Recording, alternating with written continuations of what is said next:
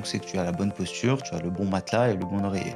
Si tu vois que tu commences à chercher une position confortable alors que tu es allongé sur ton dos, là, c'est problématique. Mais si on se réveille plusieurs fois la nuit, pour moi, c'est juste sur une mauvaise posture ou sur un inconfort qu'on a au courant de la nuit. Je peux dire une connerie? Vas-y. C'est la plus grosse des conneries que j'ai entendues et que je continue à entendre. D'accord, donc ما خاصش يكون قاصح وتنعس على الأرض وداك الشي، c'est pas vrai ça. Non.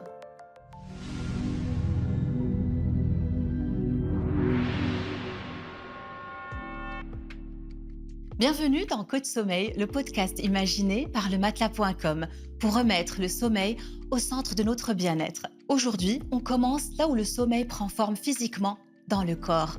Douleur au réveil, tension, dos crispé, et si nos postures de sommeil disaient quelque chose de nos déséquilibres profonds. Avec notre invité David Sebag, ostéopathe, on va comprendre pourquoi certaines positions calment, d'autres réveillent la douleur et surtout comment un mauvais matelas ou oreiller peut bloquer la récupération nuit après nuit. Parce que bien dormir, ce n'est pas s'allonger n'importe comment, c'est offrir à son corps l'espace de respirer, de relâcher, de guérir. David, مرحبا بك معنا. Merci de me recevoir. مرحبا بك في Code Sommeil. Merci. Je suis bien installée déjà ou pas? Très bien.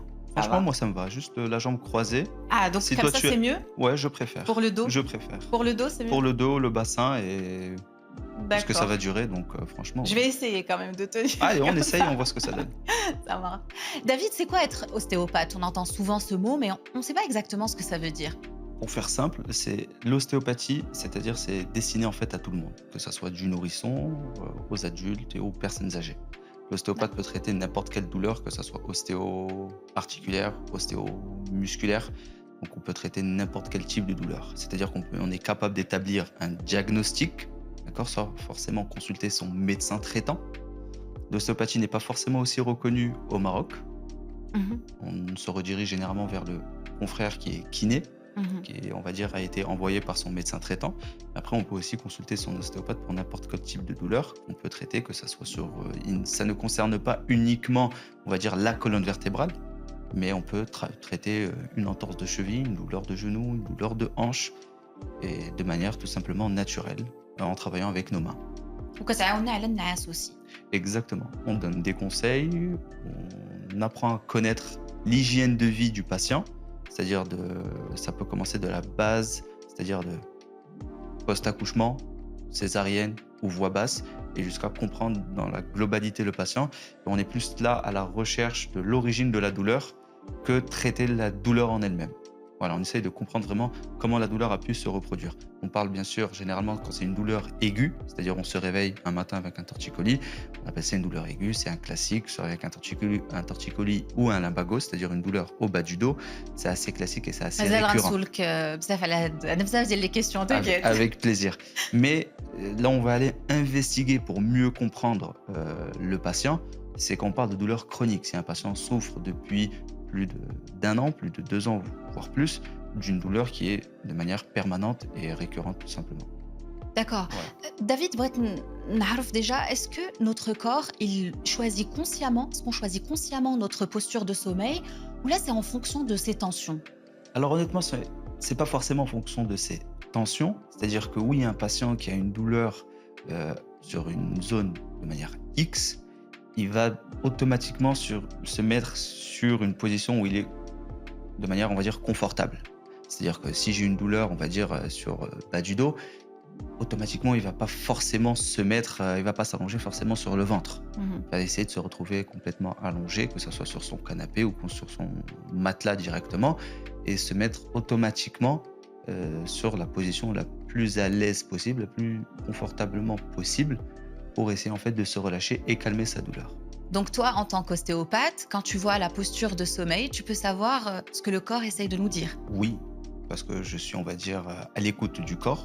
Juste en voyant un patient, j'arrive à savoir un peu instinctivement où il a mal, la façon dont il se comporte, la façon dont il marche. Et je peux par la suite, oui, lui conseiller par rapport à ce qu'il devrait faire et ce qu'il devrait changer tout simplement. D'accord. Si on se réveille le matin avec une douleur au dos, au cou, comment savoir si c'est la posture, le matelas ou un problème plus profond? Que si on se réveille avec une douleur au cou ou au dos, généralement, c'est juste on est resté pendant notre sommeil sur une position de manière inconfortable, mais de manière prolongée. Mais après, dire quelle est la cause réelle, non. On peut mettre un doigt dessus quand on dit c'est la cause réelle lorsque c'est un effort, un trauma, une chute, un mouvement qui a fait que ça a reproduit telle tension. Et au réveil, c'est difficile, on va dire, de cibler ou de mettre le doigt dessus, de dire non, parce que j'étais comme ci ou parce que je me suis endormi dans cette posture de manière spécifique. Mmh. Et c'est quoi la meilleure posture? La meilleure posture, je dirais toujours que dans la position sommeil ou de manière quotidienne, c'est-à-dire en position travail ou autre. Sommeil déjà. Position sommeil, je dirais c'est allongé sur le dos, tout simplement. Sur le dos? Sur le dos, c'est là où on se sent le plus, on va dire, relâché, moins en tension, parce que si on se met sur le ventre, ça va créer en fait des mauvaises courbures par rapport à notre colonne rachidienne où on a des kyphoses, lordoses, donc c'est des courbures qui sont naturelles en fonction de la morphologie de chacun. D'accord. Mais après, pareil, si on se met sur le dos, c'est parce que c'est une position à laquelle on va être complètement relâché. Si on se met sur les côtés, on va finir sur du long terme, venir écraser un côté plus que l'autre. Donc on va finir par trouver un moment où on va dire, de manière inconfortable. On parle aussi d'alignement. Donc sur le dos, est-ce qu'on est aligné, tête, bassin, colonne? On est aligné en fonction de l'oreiller et du matelas, et c'est en fonction de la morphologie de chacun. Donc il faut bien choisir son oreiller, son matelas, Oui, de telle façon à ce qu'on soit aligné. exactement. Si tu t'allonges, par exemple, et tu vois que tu es complètement aligné, reposé et complètement relâché, donc c'est que tu as la bonne posture, tu as le bon matelas et le bon oreiller. Si tu vois que tu commences à chercher une position confortable alors que tu es allégé sur ton dos, là c'est problématique, c'est qu'il y a quelque chose qu'il faudrait changer ou améliorer. Donc si on vient à parler tout simplement d'un matelas, ça sera toujours en fonction de la morphologie de chacun. C'est-à-dire que ça soit sa taille, son poids. Si on parle d'un mi-ferme, il peut ne pas forcément convenir à tout le monde s'il ne l'a pas testé, s'il n'a pas été forcément conseillé aussi. D'accord, et on peut aussi choisir son matelas en fonction de sa façon de dormir? Par exemple, une personne qui dort sur le dos, c'est-à-dire que si c'est la meilleure posture. Moi, je dors sur le dos, quel matelas je pourrais choisir, par exemple? La première question, c'est quand tu t'allonges sur le dos et sur ton matelas, est-ce que tu te sens à l'aise? Est-ce que tu te sens reposé? Est-ce que tu n'as pas un creux qui s'est formé en fonction de tes courbures, rachidiennes surtout, qui sur le long terme vont éviter de te donner tout simplement des douleurs? Donc il me faudrait un matelas ferme, mi-ferme, Généralement, c'est le mi-ferme. Parce que mi-ferme c'est pour le celui qui mi-ferme dort sur le dos. c'est le mi-ferme qui va réellement épouser ta forme. Et après, il sera conseillé en magasin par rapport aussi à ton poids et à ta morphologie. Et par rapport à l'oreiller aussi, on peut l'adapter aussi par rapport Oui, à la posture. l'oreiller s'adapte aussi. Moi, je dis toujours que pour un oreiller, il faut jamais avoir la tête trop creuse, trop en flexion, mais être en alignement avec Alignement. sa colonne vertébrale. Mmh. Et pour les personnes, qui dorment sur le ventre, عارفة بالله c'est pas une bonne posture, mais ça existe. Non, pour ceux qui dorment sur le ventre, on sait très bien que c'est problématique généralement pour tout le monde. D'accord? Qui peut me confirmer aujourd'hui qu'il dort sur le ventre et qu'il y a une douleur? La seule personne, c'est le nourrisson parce qu'il n'est pas capable de se plaindre et il n'est pas encore capable de parler tout simplement. Mais si on prend le cas d'un adulte, s'il dort sur le ventre, automatiquement, il se réveillera avec des tensions. Parce que déjà, la tête est constamment en rotation droite-gauche, d'accord? Et pareil pour le bas du dos, ça va créer tout simplement, généralement, une hyperlordose lombaire, d'accord? C'est vraiment ce creux et on va se retrouver complètement affalé dans une position qui, soi-disant, on est à l'aise, mais sur le long terme, ça restera problématique. Moi, je pense que c'est des gens اللي ما كيحسوش براسهم في الليل كيبدلوا النعاسة وغيوليو sur leur ventre. Oui, mais Alors pour après, ces gens, que quel serait le meilleur choix? le meilleur choix, c'est si, parce qu'au milieu de la nuit, tout simplement, on va changer de position. On n'est pas conscient de certaines positions, c'est-à-dire qu'on peut commencer à s'endormir sur le dos et se retrouver complètement la tête de l'autre côté du lit, j'ai envie de dire. Mais après, on ne peut pas forcément... La question, c'est savoir, est-ce qu'il s'est rendu compte qu'il a changé de position? Et là, on va essayer de comprendre aussi pourquoi. Est-ce que c'est le matelas qui t'a donné des... Est-ce que c'est ton corps plutôt qui t'a donné un signal pour te dire, change de position, je suis pas à l'aise, et savoir pourquoi. Tu vois ce que je veux dire ou pas? C'est-à-dire que tu t'es retrouvé sur le ventre, ça peut arriver à tout le monde. Mais après, est-ce que c'est la faute du matelas? Est-ce que tu ne caches pas des douleurs derrière? et on va essayer vraiment de l'aiguiller le plus possible jusqu'à qu'il trouve, on va dire, la solution à son problème si vraiment il commence à se plaindre tous les matins, en quelque Ouais. sorte. Et pour les personnes qui dorment sur le côté? Je pense que c'est le plus courant ça. Oui, moi le premier. Moi le premier, je dors sur le côté. Bon, après, ça dépend des jours. Mmh. Mais dormir sur le côté, automatiquement, bah, mon matelas, on va dire, il va être mi-ferme. S'il est dur, sur le long terme, ça va juste mettre en fait une pression. Ma courbure rachidienne, bien sûr, ne sera pas forcément correcte Mmh. sur du dur. Et mettre une pression, par exemple, sur le côté au niveau de l'épaule, bah oui, sur le long terme, ça crée des tensions automatiquement. C'est une sorte d'autodéfense où ton muscle, tu te rends pas compte, mais il se contracte pour te protéger de cette pression. Et après, bah, tout simplement, là, ça deviendra problématique sur du long terme. Donc oui, je lui conseillerais que si tu as l'habitude de dormir sur le côté, comme moi, Mmh. bah, excuse-moi, tu prends un mi-ferme où tu seras beaucoup plus à l'aise, avec moins de tension et où ça va épouser réellement ta forme, tout simplement. Et quel côté alors? Gauche ou droit? Moi, je commence toujours par le côté gauche. C'est un peu, c'est parce que c'est bon pour le cœur, c'est bon aussi pour la phase de digestion. Mais moi j'ai l'impression quand on dort sur le côté gauche qu'on compresse un peu le cœur. Là, c'est problématique. Si tu sens que tu te sens tout simplement compressé, Mmh. tu dois changer de matelas. C'est que ton matelas est trop ferme. Tu devrais passer à un mi-ferme. C'est-à-dire D'accord. qu'il n'épouse pas forcément ta forme. Donc côté gauche, c'est mieux Côté gauche, c'est toujours mieux. et alterner, je pense, c'est encore mieux. Alterner, tu finiras par alterner parce qu'une fois que tu t'endors, tu finiras par bouger et changer de position. Mmh. Tu passeras un coup à gauche, un coup à droite, sur le ventre, sur le dos. Voire D'accord. tu risques aussi de te réveiller des fois dans la même position à laquelle tu t'étais endormi. Mmh. Et tu te poseras la question, est-ce que j'ai pas bougé toute la nuit? Si, tu as bougé, mais tu te retrouves des fois avec la même position avec laquelle tu t'étais tout simplement endormi. Mais cette agitation, elle vient pas forcément, de l'anxiété? Non, le patient va le décrire comme une anxiété, d'accord? Mais après, cette agitation peut aussi venir d'un inconfort au niveau de son matelas, Mmh. tout simplement. C'est-à-dire que s'il n'est pas à l'aise, bah, ça va le réveiller plusieurs fois dans la nuit. Il va commencer à s'énerver, faire des micro-siestes en quelque sorte, et il va être à la recherche de la meilleure position possible. Donc après, à lui de pouvoir se poser les bonnes questions et être redirigé pour se dire tout simplement, est-ce que je suis à l'aise? Est-ce que c'est pas ma position qui m'a réveillé? Mmh. Et s'il arrive à répondre à ces questions et on arrive par la suite à l'aiguiller tout simplement, bah, il retrouvera, on va dire, un confort et un sommeil assez complet sur une position assez confortable aussi. Ça peut être aussi son matelas qui n'est pas convenable. J'ai envie de dire qu'allez, la plupart du temps, c'est le matelas. Mmh. Voilà. On est tous stressés, on est tous anxieux. Mais si on se réveille plusieurs fois la nuit, moi pour moi c'est juste sur une mauvaise posture ou sur un inconfort qu'on a au courant de la nuit, tout simplement. Ça peut être aussi la chaleur. Il y a des gens qui sont hyper sensibles à la chaleur et donc ça va aussi les Oui, réveiller. ça va de soi. C'est-à-dire que s'il fait trop chaud, bah, il faut créer, on va dire, un petit courant d'air pour avoir cette sensation de fraîcheur. Parce qu'en dormant, bah, le corps continue en fait à bouger, à fonctionner. On respire, nos muscles travaillent encore.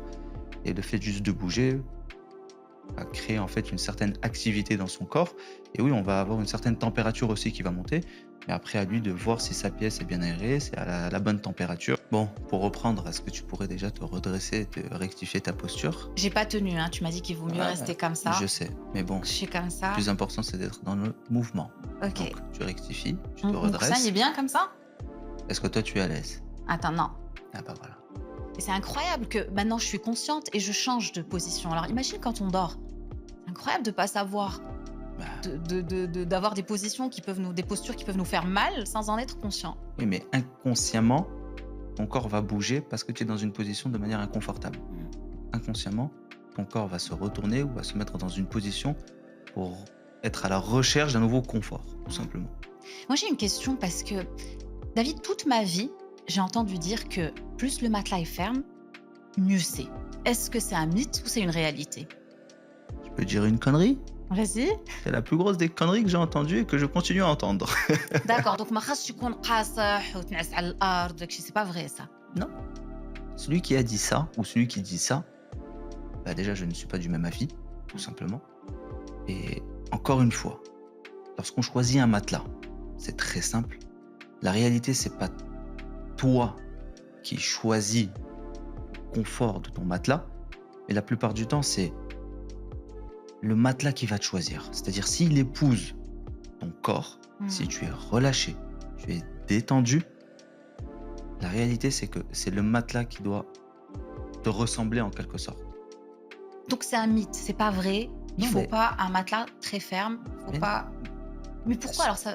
Pourquoi on le dit? mais on va dire que c'est un peu l'ancienne école, ou un peu l'ancienne génération D'accord. avec laquelle on a tous grandi, en tout cas en tant que Marocain. Oui, Moi, on m'a même conseillé quand j'avais des douleurs au dos de Nasf al-Ard. On m'a dit que ça allait être parfait. vous savez pourquoi on dit ça? C'est comme ça que je vois les choses. C'est parce qu'on ne sait pas quel Ouais. matelas le patient a à la maison Mmh.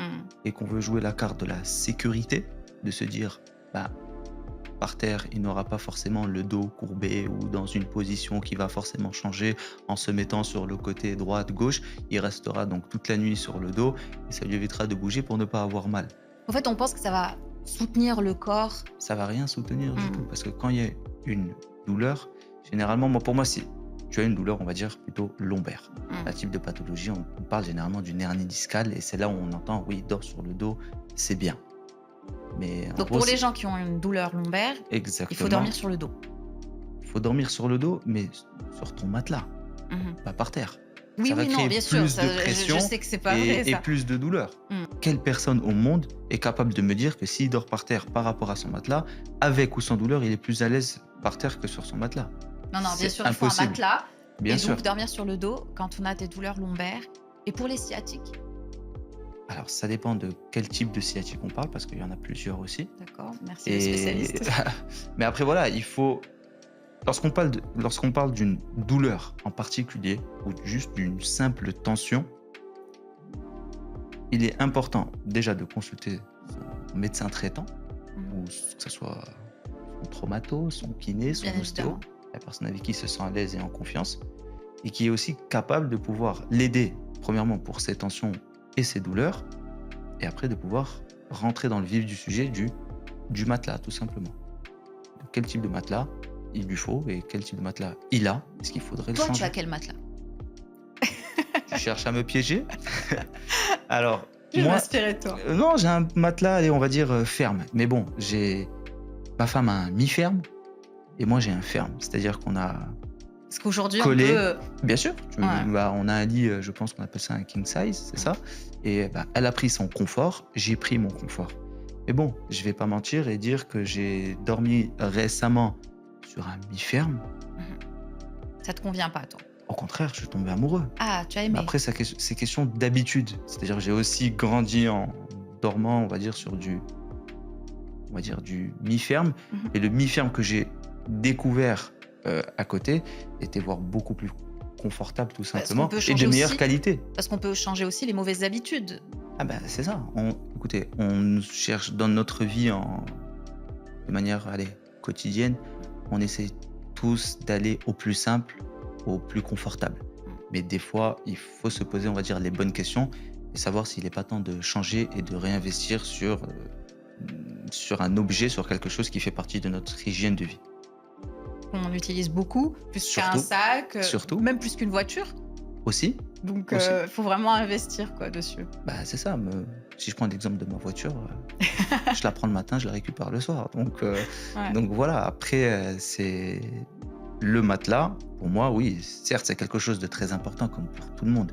La première des choses qu'on fait, en tout cas que je fais moi, je parle de moi, quand je rentre chez moi, après avoir vu que ce soit ma femme ou mes enfants, peu importe, c'est mon moment et c'est un plaisir de retrouver mon lit, là où je me sens le plus à l'aise possible, le plus confortablement possible, le plus reposé possible, et de pouvoir tout simplement récupérer.